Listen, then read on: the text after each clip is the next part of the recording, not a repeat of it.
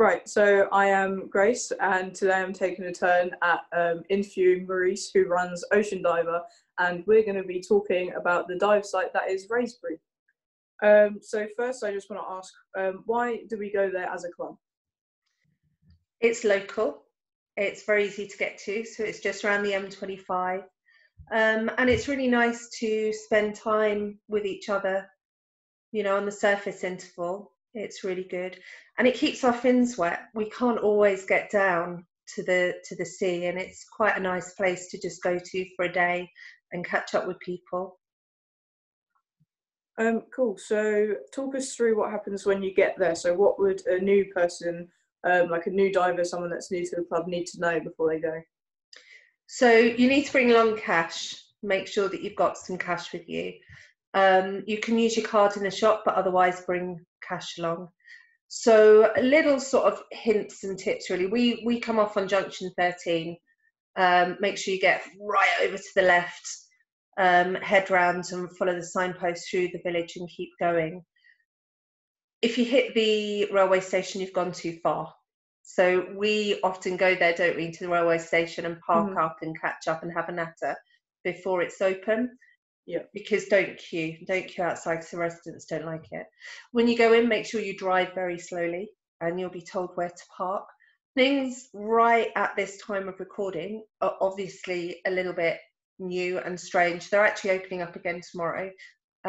So definitely check the website in advance. You'll need 15 quid to get in, which at the weekend will be taken off you as you go in and you sign in.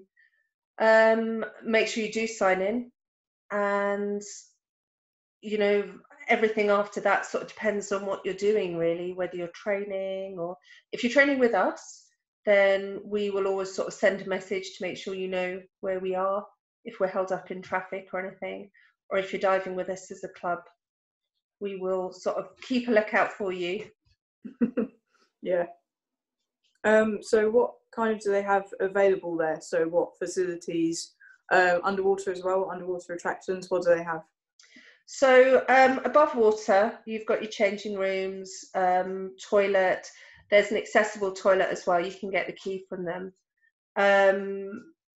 Great food. Great food. Yeah, we know that good. I like my nachos. Yeah. You like your cheesy chips? Cheesy chips. And you can have a pint afterwards if you want a bottle of beer or something afterwards. You've got all that. Well-stocked shop.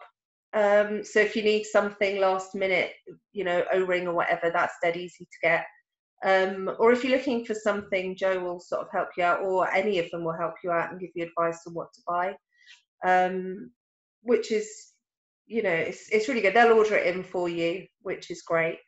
In terms of underwater, lots of different things, really. You've got the bus, which is a classic. Everyone goes to the bus because it's right there when you get in, although there are different entry points. You've got the swim throughs. You've got the lifeboats. They're digging out. You've got the deep, which I'm trying to think how deep it is actually. We measured it last time we were there. Tom and I were diving, and we went right down to the bottom to measure it. But there's lots of different things, and the other thing about it is it's quite easy to navigate. You've got a cave system, of course, which is really useful for training on and practicing on. I'm trying to think what else there is. There are other things there. The plane will be going in soon, won't it? Unless they've managed to dump it in the last couple of months. I didn't see it. Did I? I don't know if I saw it there last time when we were diving there. I think it was still in the car parks, I think. Might have been. I think it was still up there, but the plane will be a nice addition. Yeah. Yeah, lots of, I mean, when it comes to training, you've got all the platforms there, and you've got a confined area, which is really good because it means you can do your dry suit training and things there, do the compulsory confined dive first and then head out into open water afterwards. And above land as well. I can't remember if you mentioned it, you might have done, but they've got kit servicing as well, which I know is useful. Yeah, they've got kit servicing and they're just really helpful. I mean, obviously it's a working site and people that are there maybe instructing on the day, so that they can't just drop everything and sort everything out. But Yeah. they're helpful. Just ask, Yeah. and they will explain or provide.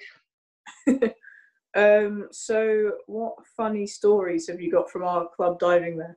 Oh gosh, I mean, yeah, how many can be shared?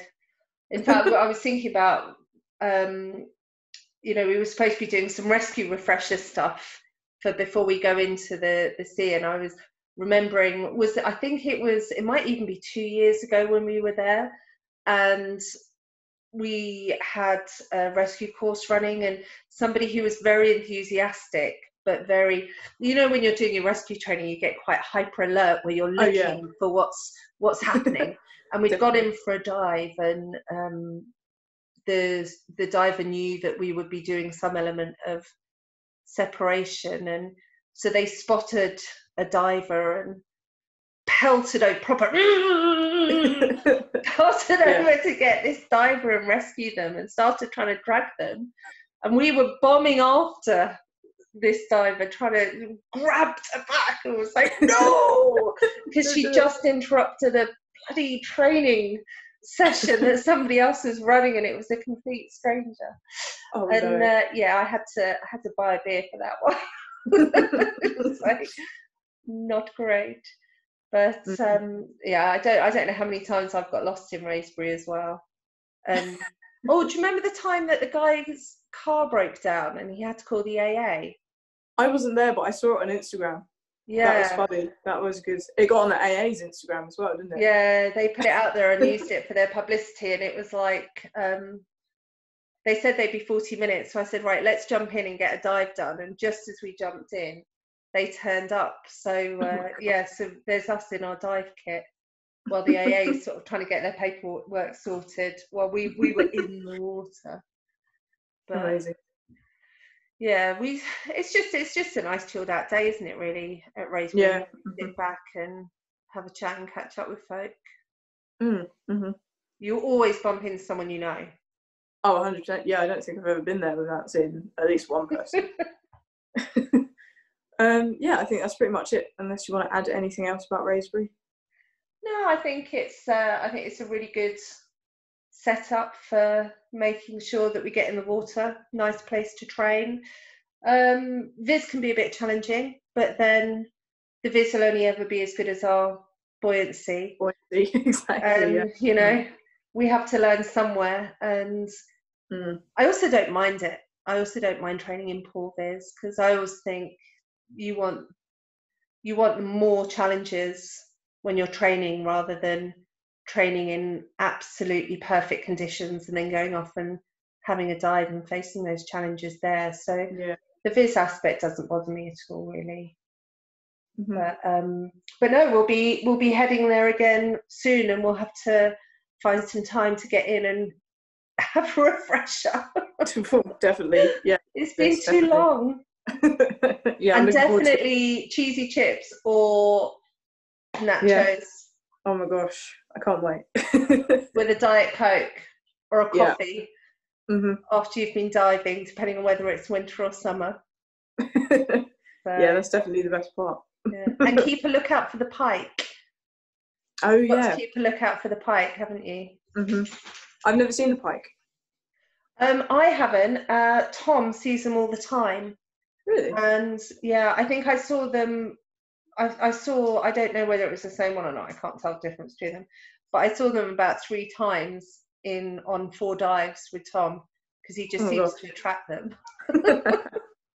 Lucky. So, but yeah, Wraysbury. Just Google it and get diving. Thank you very much. It was good talking to you.